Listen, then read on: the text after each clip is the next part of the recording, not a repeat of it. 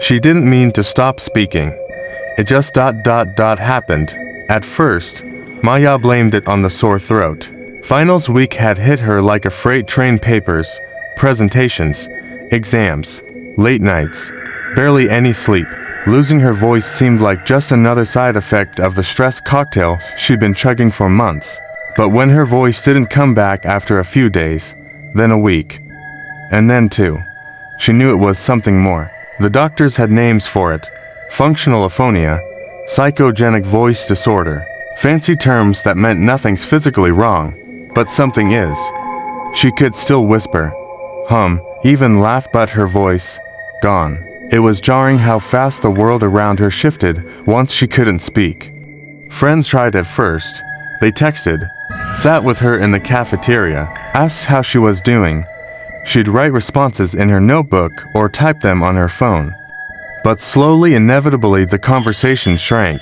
People don't wait long for someone to find their words. They move on to people who can speak them. Her professors were kinder. Some let her email answers in class. Others asked classmates to partner with her for presentations. Still, Maya hated the way silence settled over her like a second skin, a constant reminder that she was now the quiet girl. But maybe the worst part wasn't the silence from others, it was the noise in her own head. The internal monologue that never shut up. What if it's always like this? What's wrong with me? What am I without my voice? She missed dumb things. Singing badly in the shower. Shouting trivia answers during game night. Saying I love you to her mom on the phone. She started journaling obsessively, filling pages with things she couldn't say out loud. Then came Dr. Rayner. She was a speech therapist who didn't treat Maya like she was broken, just paused.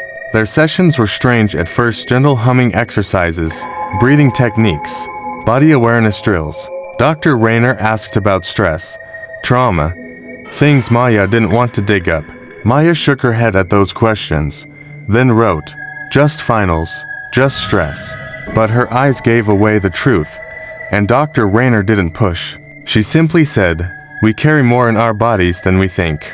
In the quiet weeks that followed, Maya began to notice things she'd never really seen before. The boy in the library who always picked the same seat. The girl who smiled every time she passed but had never said a word.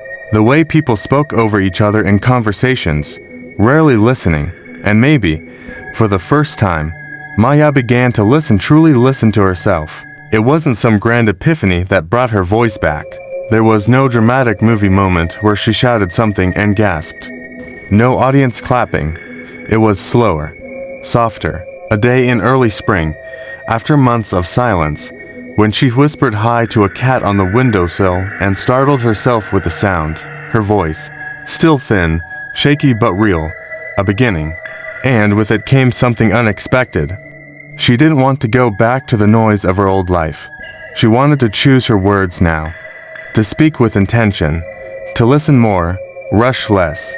She'd lost her voice during a time of chaos, but in losing it, she'd found a version of herself she didn't know she needed. Quiet? Yes, but not silent. Never again.